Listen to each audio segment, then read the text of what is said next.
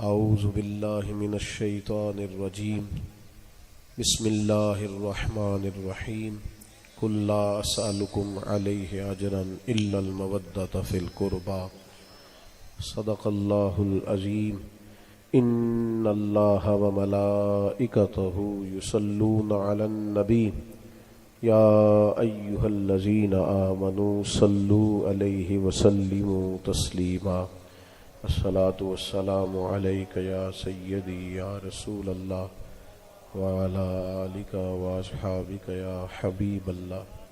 حمد و صلاۃ کے بعد اسٹیج پہ جلوہ فراز انتہائی عزت و تکریم کے لائق ہماری محبتوں کا مرکز ہمارے علماء کرام، مشائخ، قراء، نعت خواں حضرات، ہمارے حضرت علامہ قاری لیاقت صاحب نے بڑا خوبصورت گلدستہ سجایا ہے، اور میں دیکھ رہا تھا کہ ایک پورے نظم کے ساتھ خوبصورت باتیں مختلف عنوانات پر ہم سب کو سننے کو مل رہی ہیں۔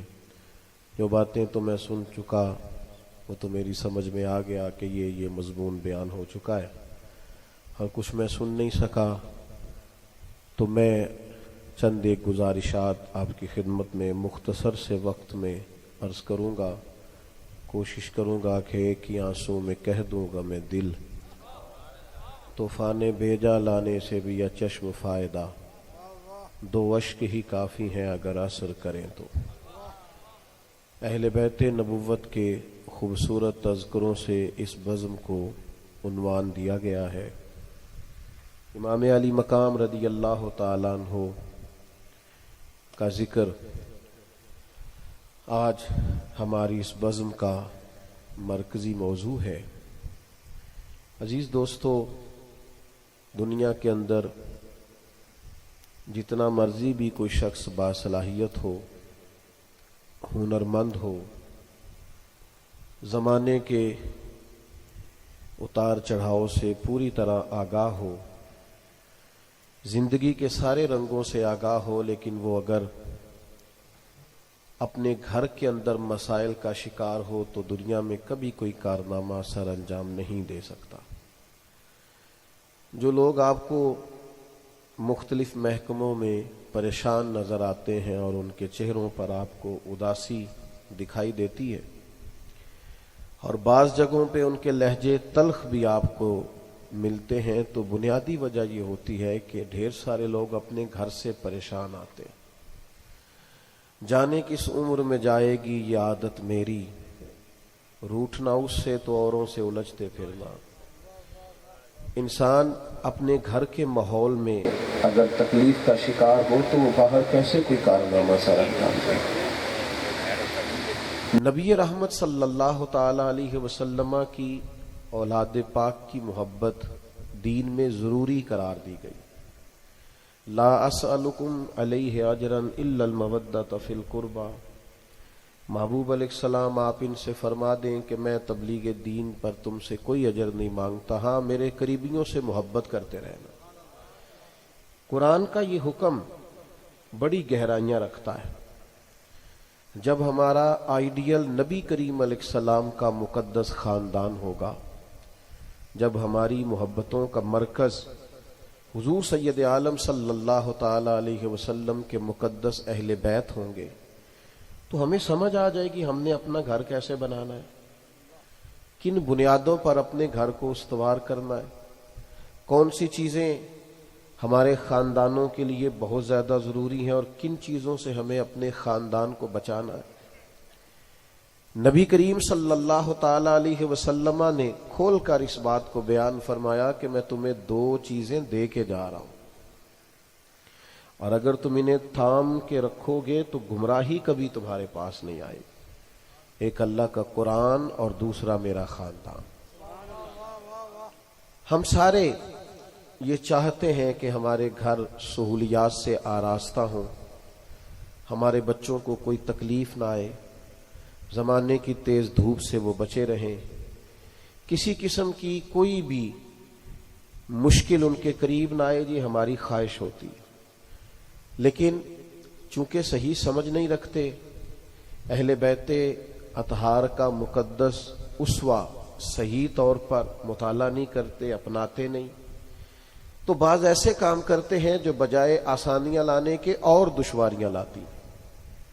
آپ غور فرمائیے، ہر آدمی یہ سمجھتا ہے کہ بہت سارے پیسے اگر گھر میں لے آؤں گا تو آسانیاں اور سکون میرے گھر میں آ جائے گا، حالانکہ ایسا نہیں ہے۔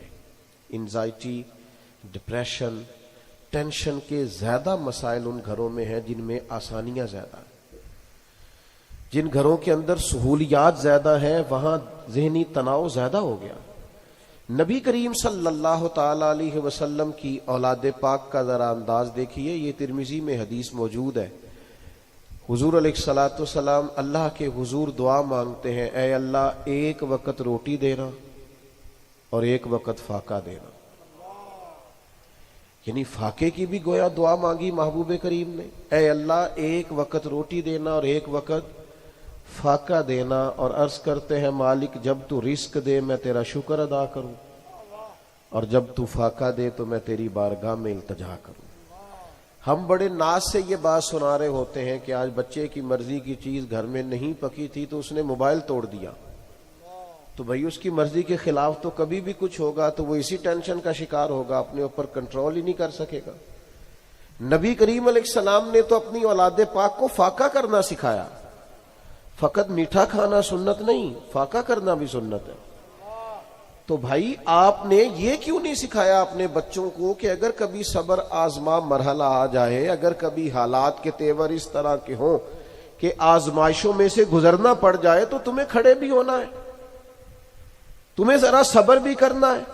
یہ بھی تو والدین کا حق تھا کہ وہ اپنی اولاد کو سکھاتے، لیکن لاڈ پیار کے نام پر ان بیچاروں سے وہ قوت ارادی، وہ قوت فیصلہ، وہ ان کی طبیعتوں کی مضبوطی ہم چھین لیتے اور بچے مضبوط نہیں ہو پاتے۔ میرے عزیزو، نبی رحمت صلی اللہ تعالی علیہ وآلہ وسلم نے سخت محنت کرنا سکھایا اپنے خاندان کو، مشقت، جد و جہد، ہر وقت کام کرنا، یہ نبی کریم صلی اللہ تعالی علیہ وسلم کے اہل بیت اطہار کا طریقہ ہے۔ آپ کو ہر دوسرا تیسرا آدمی یہ کہتا ہوا ملے گا کہ دعا کریں، میری بیٹی اپنے سسرال میں بڑی تکلیف میں، بڑی آزمائش میں، اور بہت سارے لوگ اس پریشانی کا اظہار کرتے ہیں، اور چونکہ بیٹیوں کا معاملہ بڑا نازک ہوتا ہے تو بہت سارے لوگ یہ بات کرتے کرتے ان کی گفتگو آنسوؤں میں لپٹ جاتی، درد بڑا گہرا نظر آتا ہے۔ پر آپ اتنے سارے لوگ یہاں جمع ہیں، کیا کوئی شخص یہ بتا سکتا ہے کہ اس کی بیٹی سسرال میں اتنا کام کرتی ہو کہ ہاتھوں پہ چھالے پڑ جائیں؟ کیا کبھی آپ نے یہ سنا ہے کہ اتنی مشقت کرتی ہو کہ اس کے ہاتھوں پہ محنت اور مشقت کے نشان نظر آئے؟ لیکن یہ دیکھو نا، یہ کائنات کی سب سے شانوں والی بیٹی سیدہ پاک تو اپنے گھر میں اتنا کام کرتی ہیں کہ ان کے مقدس ہاتھوں پہ نشان پڑ جاتے۔ یہ محبوب نے سکھایا، اور کس طرح سکھایا؟ میرے کریم کے دروازے سے کبھی کوئی خالی نہیں گیا، حضور کی بارگاہ ناز سے جو آیا ہے محبوب نے جھولی بھر کے عطا فرمایا۔ لیکن آپ پڑھیے بخاری، دیکھیے مسلم شریف، کتب احادیث کا مطالعہ فرمائیے۔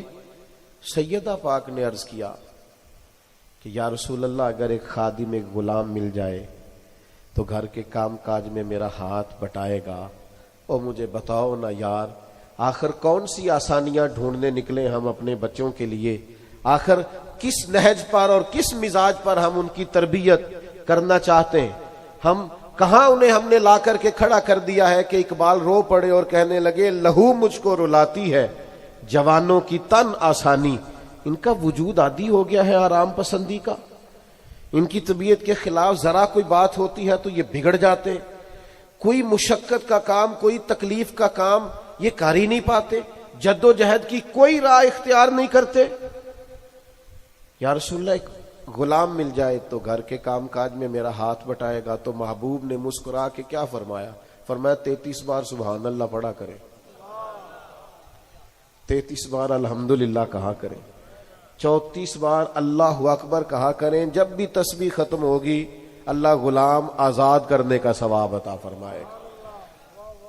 لیکن اس حدیث پر اگر آپ غور کریں گے تو سمجھ ہی آتی ہے کہ محبوب نے کہا یہ وظیفہ پڑھیں اور گویا گھر کے کام کاج آپ نے خود ہی کرنے، ڈیوٹی آپ نے خود ہی کرنی۔ اور میرے عزیز، تھوڑا سا محنت کا مزاج، تھوڑی مشقت کی طبیعت، تھوڑا جد و جہد کا ذوق۔ وہ میں ایک جگہ پہ حاضر تھا تو ایک بزرگ سے ایک صاحب دعا کے لیے عرض کر رہے تھے کہ حضرت دعا کریں، مشکلات بڑی ہیں۔ تو وہ بزرگ بڑے دھیمے اور خوبصورت لہجے میں انہیں محنت کا سبق دے رہے تھے، کہنے لگے میں محنت تو کروں گا لیکن جو کام آپ کی دعاؤں سے ہونا ہے نا، یہ بھی ایک مسئلہ ہے نا۔ یہ موبائل آپ کے پاس ہی رہیں گے جی، ہم جائیں گے صرف۔ اللہ تعالیٰ آپ کو سلامت رکھے۔ تشریف رکھیں بھائی جان، آپ کے جو پیچھے ان کو نظر نہیں آ رہا، اللہ سلامت رکھے آپ۔ ویسے بھی ساری قوم کو صحافی تو نہیں نہ بنانا، اور بھی غم ہے زمانے میں محبت کے سوا، سارے موبائلوں پہ رہیں گے تو اور کوئی کام کیسے کرے گا۔ تھوڑا ٹائم دیں، چند ایک باتیں صرف عرض کرنی، آپ غور فرمائیے گا۔ وہ بزرگ بار بار وہ صاحب ان سے کہہ رہے تھے کہ آپ بد دعا کریں۔ انہوں نے کہا بھائی ناراض نہ ہونا، مجھے پتا چلا آپ محنت سے جی چراتے، تھوڑی محنت بھی کریں۔ تو انہوں نے کہا نہیں حضرت میں کروں گا پر آپ کر دیں دعا۔ تو انہوں نے بڑی خوبصورت بات کی، وہ کہنے لگے کھانا پکا ہوا بھی آپ کے سامنے آ گیا نا اور پلیٹ سامنے رکھ دی تو میں سارا دن ہی دعا کرتا رہا تو آپ کے منہ میں لقمہ کوئی نہیں جانا، وہ آپ کو اٹھا کے منہ میں ڈالنا پڑے گا۔ اس لیے کہ یہ تو دعا کی جا سکتی ہے کہ یا اللہ یہ رزق اس کو حلال عطا فرما اور یہ اس کو صحیح طریقے سے ہضم ہو جائے اور یہ اس کے وجود کے لیے طاقت بن جائے، لیکن وہ اٹھانا آپ نے خود ہی ہے اور چبانا آپ نے خود ہے۔ محنت نہیں کرتے، جد و جہد نہیں کرتے، کام نہیں کرتے۔ اپنے اکابرین کی محنت، جد و جہد اور مشقت کے تذکرے کرنے کا کیا معنی؟ جب آپ محنت ہی نہیں کریں گے، جب آپ کاوش ہی نہیں کریں گے، جب آپ قدم ہی نہیں ہٹائیں گے، جب آپ چلیں گے نہیں تو منزل کیسے آئے گی؟ ملت کے جوانوں، ایک پیشہ برا ہے، وہ ہے کسی کے سامنے ہاتھ پھیلانا۔ باقی جو کسی گلی میں جھاڑو دے کے بھی رزق کماتا ہے، بڑا عزت والا آدمی۔ محنت کا مزاج بناؤ، یہ حضور علیہ السلام نے اپنے اہل بیت کو سکھایا ہے۔ اور کبھی کسی کے حصے کا لقمہ ہمارے بچوں کے منہ میں نہیں جانا چاہیے۔ یہ نہیں ہو سکتا کہ کسی کے بچے روتے رہیں اور آپ خوشیاں کسی کی اٹھا کے آپ اپنے گھر لے آئیں اور آپ کے بچے ہنسیں گے، یہ ہو نہیں سکتا۔ آپ کسی کا حصہ اپنے گھر لے آئیں اور پھر کہیں کہ چین کی نیند آئے، یہ کیسے ہو سکتا ہے؟ یہ دیکھیے نا، اہل بیت نبوت کا اسوہ نور کیا ہے۔ امام حسن مسجد شریف میں تشریف لائے تو صدقے کی کھجوریں پڑی تھی، ایک کھجور اٹھا کے منہ میں رکھ لی۔ یہ حضور نے ہمیں منج دیا ہے اپنی اولاد کی تربیت کا۔ اللہ کے محبوب نے منہ میں انگلی ڈال کے نکال دی، فرمایا بیٹا صدقہ میری اولاد کے لیے جائز نہیں ہے، یہ آپ تناول نہیں فرما سکتے۔ یہ جرت کرے نا آپ، دوسروں کے حصے کے لقمے تو اپنے بچوں کے منہ میں دے رہے ہو، صرف یہ کہ تمہیں بات صحیح سنانی آتی ہے، صرف یہ کہ شیشے میں لوگوں کو اتارنا آتا ہے، صرف یہ کہ لوگوں کی کمزوریاں ہمارے ہاتھ آ گئی، صرف یہ کہ وہ بیچارے ہاتھ کاٹ کے دے بیٹھے۔ اب یہ ہے کہ آپ کے قبضے میں چیزیں آئی ہیں تو اب آپ سمجھ ہی نہیں پا رہے کہ یہ حصہ آپ کا نہیں ہے، یہ کسی اور کے گھر کی روشنی ہے، اس سے آپ کا چراغ جل سکتا نہیں۔ آپ کبھی بھی اپنی اولاد کے لیے وہ لقمے نہ لائیں جو کسی اور کا حصہ ہے، ورنہ نیند میں سوراخ ہو جاتا ہے، ورنہ ایسی ساری کولنگ بھی ٹھیک کرے تو وہ نیند نہیں لا سکتا۔ میرے بھائیوں، تیسری گزارش آپ کی خدمت میں یہ کرنی ہے کہ اولادوں کے اندر یہ جذبہ پیدا کریں کہ وہ میدان میں کھڑے رہ سکیں۔ یہ کہنا کہ بیٹا گلی میں لڑائی ہو رہی ہے تو اپنا دروازہ اندر سے بند کر لے، وہ ہماری لڑائی نہیں ہے۔ میرے ابا جی کہا کرتے تھے کبھی کبھی پڑوسیوں کی آگ اس لیے بھی بجھا دینی چاہیے کہ اگر ان کی نہ بجھی تو ہمارے گھر بھی آ جائے گی۔ کبھی کسی پر ظلم اس لیے بھی روک دیا کرو کہ اگر اس پر ظلم ہوتا رہا تو ظالم مضبوط ہو جائے گا، پھر وہ کسی کو معاف نہیں کرے گا۔ بچوں کو طاقتور بنائیں، ان کو جینا سکھائیں۔ آج فیشن ہو گیا ہے چھپکلی دیکھ کے چیخے مارنا، کاکروچ دیکھ کے چیخے مارنا، یہ برگر فیملی کی علامت۔ جی گھر میں چیخے، ہم جی بڑے نرم و نازک لوگ ہیں تو چھپکلی آ گئی تھی تو بچے چیخے مار رہے، یہ بچے میدان میں کھڑے ہوں گے، آپ ڈٹیں گے، آپ ان کو لے کے زندگی میں کوئی مشکل سر کریں گے، یہ کیسے ہو سکتا ہے؟ رنگ تو اس طرح کا ہونا چاہیے کہ جب بلوانیوں نے پورا حملہ کر دیا تھا اور حضرت عثمان غنی رضی اللہ تعالیٰ عنہ کے کاشانہ نور کو گھیر لیا تھا تو سب سے زیادہ خطرے والی جگہ دروازہ تھی.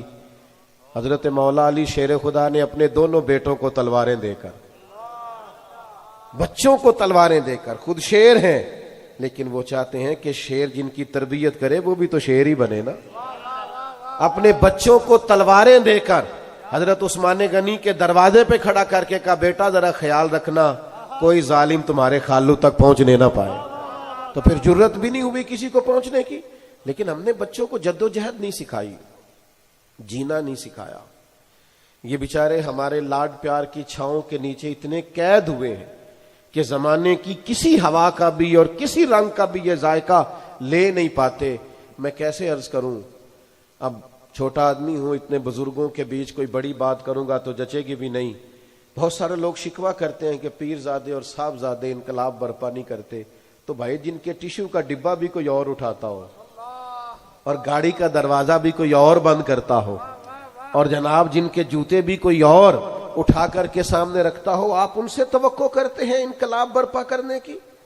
انقلاب تو وہ لوگ برپا کرتے ہیں جو وقت پر بچوں کو میدانوں میں کھڑا کرتے ہیں، جو جینا سکھاتے ہیں، جو زمانے کے تھپیڑوں کے سامنے کھڑا ہونا سکھاتے ہیں، جو ان کو بتاتے ہیں کہ بیٹا جس کو تیز چلنا ہے اسے پھر سامنے آنے والی مخالف ہوا کا مقابلہ بھی کرنا پڑے گا.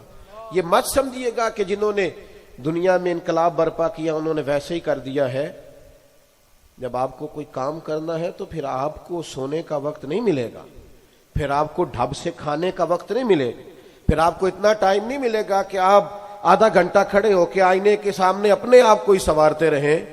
مجھ سے ایک دوست نے ایک دفعہ پوچھا کہ کوئی مسئلہ تو نہیں آج کل طبیعت ٹھیک نہیں لگ رہی؟ تو میں نے کہا یار ایک شعر سنا دیتا ہوں، مسئلے دو ہی تھے، عمر بھر حل نہ ہوئے، ایک نیند پوری نہ ہوئی، دوسرے خواب مکمل نہ ہوئے. یہ کبھی موقع نہیں ملتا کہ جم کے کوئی 8-10 گھنٹے نیند لے لیں، یہی بڑا مسئلہ ہے. بھائی ہمیں کوشش کرنی ہے، ہمیں ہمت کرنی. اور پھر چوتھی بات آپ کی خدمت میں یہ عرض کرنی ہے کہ نہ کبھی ان کو بلیک میل کریں اولادوں کو، اور نہ انہیں بلیک میل ہونا سکھائیں. وہ بڑا نکما ہے، بڑا بیوقوف ہے، پر میرے بھائی کا بیٹا ہے تو بیٹی تو انہیں عزت تو پھر رکھنی ہے نا، لہذا اسی سے نکاح کر لے. آپ کیوں بلیک میل کر رہے ہیں بچی کو؟ آپ اپنا رشتہ بتا کے جس کو شریعت اجازت دیتی ہے اب اسے کیوں بلیک میل کر رہے ہیں؟ اور اگر قربانی دینی ہے تو اپنی دیں، آپ اولاد کی قربانی کیوں دے رہے ہیں؟ بالکل بلیک میل نہیں کریں، اس طرح کا کوئی کام نہ کریں جو جبر ہے. آپ شریعت کے دائرے کے اندر رہ کے ان کی تربیت کریں. دیکھیں نا، جتنی چیزیں انسان کو کمزور کر سکتی تھی وہ ساری کربلا میں موجود تھی. بھوک بھی تھی، پردیس بھی تھا، پیاس بھی تھی، بچوں کا ساتھ بھی تھا. اور پھر یہ نہیں کہ خالی دشمن نے دھمکی دی، امام علی مقام کے سامنے ان کے اہل خانہ کی میتیں گریں، امام نے اٹھائیں، لیکن سبق پڑا تھا نا مولا علی شیر خدا سے، تربیت لی تھی نا سیدہ پاک سے، تو میدان میں کھڑے رہے. کوئی چیز بھی حق کے رستے میں رکاوٹ بن سکی تو مضبوط رہیں آپ، کسی طور پر بھی بچوں کو کمزور نہ کریں. پانچویں اور آخری بات، اور پھر میں اپنی گفتگو کو اس پر سمیٹ دوں گا، زندگی میں خوب محنت کریں. خطاب چونکہ عوام سے ہے، بزرگ تو باتوں کو جانتے ہیں، بہت ساری باتوں کا نچوڑ عرض کر رہا ہوں. خوب محنت کریں، خوب جد و جہد کریں، اور اس کام کے لیے جتنی چیزوں کی ضرورت ہوتی ہے وہ ساری مہیا کریں، اور اپنی ساری صلاحیتیں لگا دیں اس کام کے لیے، ڈیوٹی پوری ادا کریں. لیکن پھر عقیدہ توحید بھی مضبوط رکھیں. ساری محنت کر کے نہ تو نتیجہ نہ مانگے، نتیجہ اپنے رب پہ چھوڑ دیں، اللہ پہ چھوڑ دے نتیجہ. جتنے نبی دنیا میں آئے سارے کامیاب ہو کے گئے، جتنے انبیاء کرام علیہ السلام تشریف لائے سب کامیاب ہو کے گئے. لیکن کچھ ایسے بھی ہیں جن کا کلمہ چند لوگوں نے پڑھا ہے. اتنی لمبی عمریں، اتنی محنت سے تبلیغ، لیکن انہوں نے قوم کو یہ بتایا ہے کہ ہمارے ذمے جو ڈیوٹی تھی وہ ڈیوٹی ہم نے ٹھیک دی ہے نا، ہم نے آذان وقت پہ دی ہے نا، مسجد وقت پہ کھولی ہے نا، باقی نمازی تو اللہ بھیجا کرتا ہے، وہ آ جاتے. آپ ڈیوٹی پوری دے. امام حسین کی شہادت کے اگلے دن یزید تخت سے نہیں اتر گیا تھا، صبح انقلاب نہیں آ گیا تھا. ابھی جمعہ 8 دن نہیں ہوتے ہمیں کام کرتے ہوئے، تو ہم کہتے ہیں جناب اتنے سال ہو گئے، نتیجہ کیوں نہیں نکل رہا؟ اتنا عرصہ بیت گیا، انقلاب کیوں نہیں آ رہا؟ اتنا وقت ہو گیا، مجھے بات سناتے تو یہ اثر بن کے دلوں میں کیوں نہیں اتر رہا؟ او بھائی، امام حسین خاندان سمیت شہید ہوئے، پھر سویرے انقلاب نہیں آ گیا تھا، اگلے دن یزید تخت سے نہیں اتر گیا تھا. وہ تو 4 سال کے لگ بھگ پھر بھی حکومت کر گیا، لیکن اس طرح سے گھیر کے مارا ہے امام حسین نے کہ قیامت تک جو اس کے طرفدار بھی ہیں نا، وہ بھی کھل کے نام نہیں لے سکتے، وہ بھی اظہار نہیں کر سکتے، جرت نہیں رکھتے. تو میرے بھائی آپ کام کریں، نتیجہ اپنے رب پہ چھوڑ دیں. بہت سارے بزرگوں کے ارشادات پڑھنے کے بعد عرض کر رہا ہوں، جب آپ رب پہ نتیجہ چھوڑیں گے تو نتیجہ بڑا ہی سونا نکلے گا، اور نتیجہ بڑا ہی خوبصورت نکلے گا. اپنی مرضی کا جو لوگ نتیجہ مانگتے ہیں وہ تو بڑا محدود سا مطالبہ کرتے ہیں، اور جو چیزیں رب پہ چھوڑ دیتے ہیں. ہمارے ایک چودھری صاحب دوست ہیں، میں نے ان سے کہا کہ کتنے سال ہو گئے؟ تو کہنے لگے ہمارے خاندان کو پنچایتیں ختم کرتے ہوئے 40 سال ہو گئے. تو میں نے کہا مشکل فیصلہ.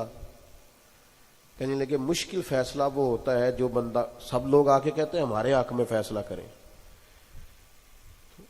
ان سے ہم کہتے ہیں کیسے بھائی، دوسرے کی بھی بات سنیں گے تو فیصلہ کریں گے. مشکل فیصلہ اس کا ہوتا ہے جو کہہ دیتا ہے چوری صاحب تواڈے تے اعتبار ہے، تسی میرے نال زیادتی نہیں کرن لگے، بس جنج مناسب جے کر چھڈو، کہندے او دا مشکل ہوندا ہے. تو میں ان کی بات سن کے سوچ میں پڑ گیا. میں نے کہا ایک چودھری سے بندہ کہے نا کہ تیرے پر اعتبار ہے تو جو کرے گا ٹھیک کرے گا، بلا مثال و بلا تشبیہ، صرف سمجھانے کے لیے.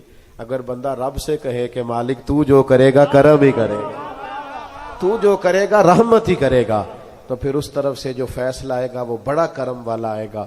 اللہ اس ادارے کو بھی آباد فرمائے، قاری صاحب کی والدہ کے حق میں رحمت اور فضل والا فیصلہ فرمائے، اس حاضری کو قبولیت کا درجہ عطا کرے. آخر دعوانا